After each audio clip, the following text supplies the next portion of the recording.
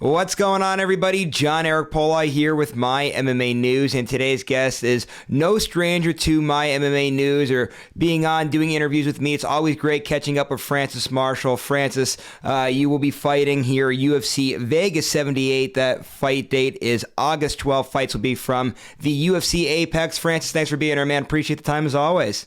Oh, thanks for having me. Appreciate being on.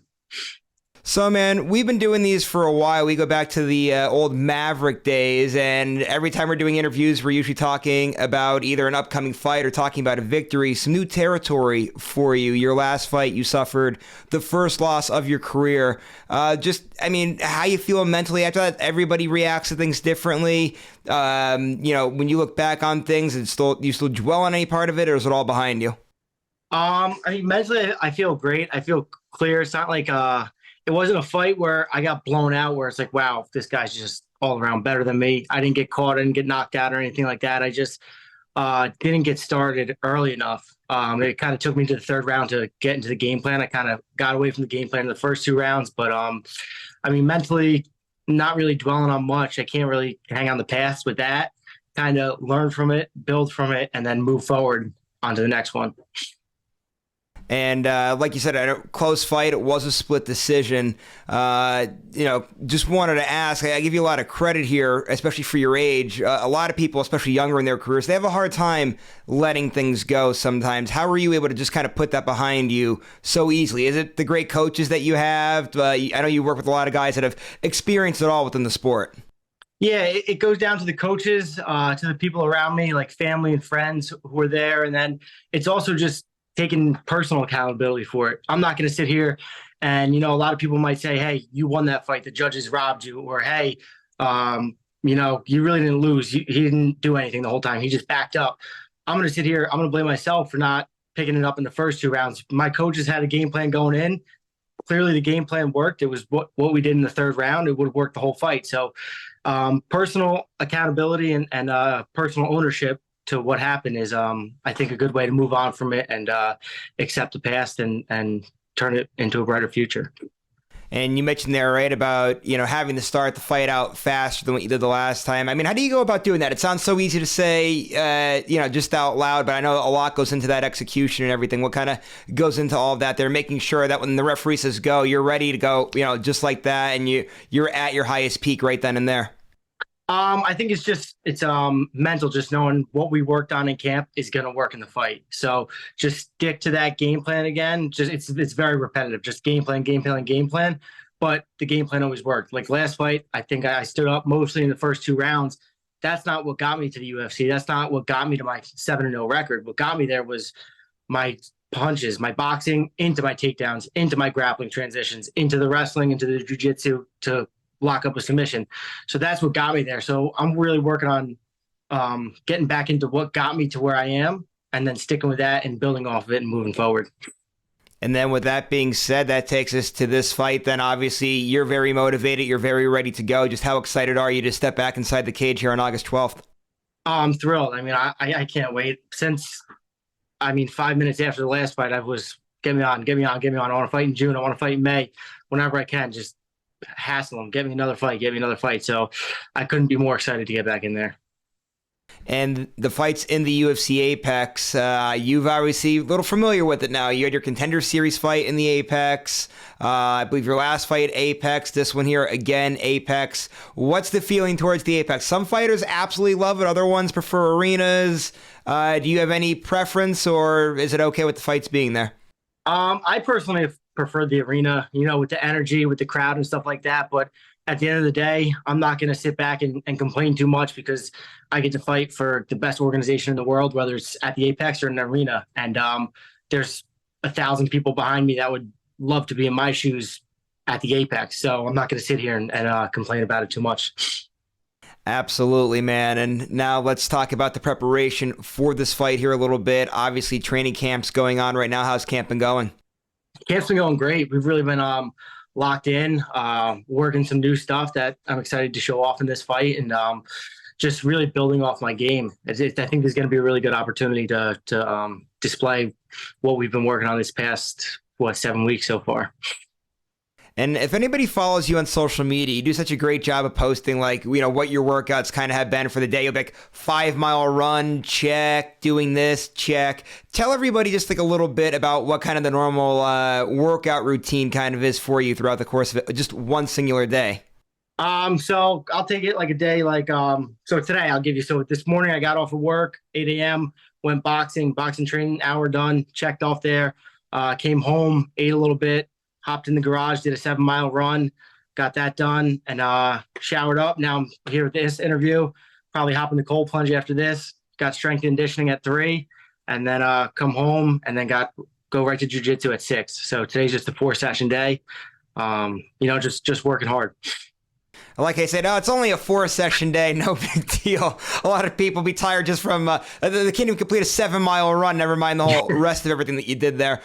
Great thing about today's day and age too, whether it be like watches, like the iWatches here or whatever, it counts calories. How many calories do you burn a day doing all that stuff? A day like today, I'll probably do, I don't know, it's probably 3,600, between 36 and like 4,000, maybe somewhere right around there. Does it make the weight cut easy burning that many calories? That's insane, man. No, weight cut always sucks.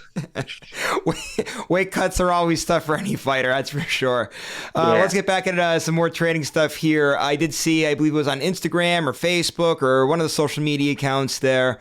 You recently trained with Frankie Edgar, if I'm not mistaken. What was that experience like? That was great. I mean, Kurt brought him in a couple times last camp. He came in very knowledgeable, gave me a lot of tips and stuff. And then this time he came in, he's been working with a fighter, Mark Gray. I'm sure you've heard the name before. So he brought him into training. He's actually fighting the week before me. And it was a great experience, mixing up the training partners, bringing him in, showing me some new things, and just having him and Kurt there, both coaching both of us you can't really beat that. And Frankie obviously retired now, but by the looks of it, seems he's still in pretty good shape. Could Frankie still go out there and kick some ass if he had to? I'm sure he's better than 98% of the guys out there. So I would never put it past him. Yeah, I'm sure. I said he looks in fantastic shape, and it's great to see him still being involved with the sport and helping out people.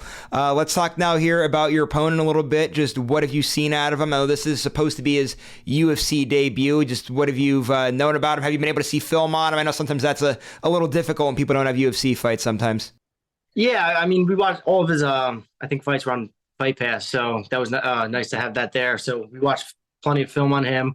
All first round finishes, so he's used to getting it in there, getting done quick, getting the job done, and he's 5-0, so he's looking to go out there, keep his record undefeated, and it should be a good fight. He's mostly, I think, a wrestler, got a little bit of hands, but that's right in my ballpark, so I feel good about it. And it's funny, I know you're mentioning about him having all first round finishes. I was going to ask you, since the fight the last time went to the judges, I know you said you were a little, slow at the start of that last fight, but just because it went to the judges, I was going to ask you, do you kind of have to go out and look for a finish, but obviously a guy within his first round, then there's go the other way that you maybe want the fight to go a little longer, see what the lungs and the gas tank are like? Yeah, I mean, obviously taking him into deep waters, I feel like is my territory. But if I could go in there, get a quick finish, that's good with me too. I mean, I'm always looking to get the finish, but you don't want to be overzealous about it and then end up messing up. So it'll come. I'm sure it'll come. And then whether it goes into the second or third round or judge's decision, I think that's more my territory. And I know you're a guy that likes to stay active. You were saying before how after you lost, you want to be right back in there like May or June. Took to August to get the fight. Perfect scenario. Obviously, you go out, you get the win. What's kind of the plan for the rest of the year? That August is that weird territory. Do you think you'll be able to get in by the end of the year? Or are you looking at early next year, possibly? I'm looking for the end of the year. I mean, last year I fought in the beginning of August again, and then I wound up getting on the beginning of December. But this time, if I could turn it around, ideally win this fight, get a finish, and then get right back in there. I know November 11th, they're coming back to MSG. So that would be a good card for me, right around my home area. That's definitely the dream show, the dream card and the dream show for a lot of you fighters out there in Jersey. It'd be really cool to see you get on that card there. I did want to ask too, post-fight, any vacations lined up for you? It's going right back to Jersey, right back to work and everything else? Right back home, right back to work, right back in the gym, just trying to get that other fight for the end of the year, stay locked in, stay focused, all pending injuries and stuff like that. Hopefully, knock on wood, nothing happens. Well, at least one good thing anyway, if you ever want to go on a vacation, the Jersey Shore is right there. And I've yet to experience it. I'm a big fan of the show. I keep saying every year I'm going to go. I haven't been there yet. What's the Jersey Shore like? Is it like that you would see on that TV show, or is it nothing like that at all? I think it kind of moved away from that a little bit. Yeah. Seaside kind of shut a lot of those clubs down. Now it's more, I think Seaside was trying to get more family oriented, but other parts of the Jersey Shore is still like party central. Like Belmar, you go to, there's all the bars there, DJs, Bar A, everything's around there. So, I mean, you still get all the college kids coming to party. Jersey Shore in the summer, everybody loves it. Can't beat it. Definitely going to experience it one of these years here, that's for sure. Francis, really appreciate all the time as always, man. Last thing before you head out for the day, social media, so people know where to follow you at, management, sponsorships, anything like that you got to give a plug to. Take it away, man. Yeah, Instagram's at Francis Marshall 1. And then shout out to All for One Coffee Company. They've been helping me support me for the last couple months. Great coffee. They're FDNY firefighter owned. Their proceeds go to foundations and organizations and stuff like that. They're always donating. And then also Can Pie Pandas, they've been hooking me up with some gear and a sponsorship with them. So that's been great. All from First Round Management. The guys over there have been hooking me up. So we've been in good hands lately.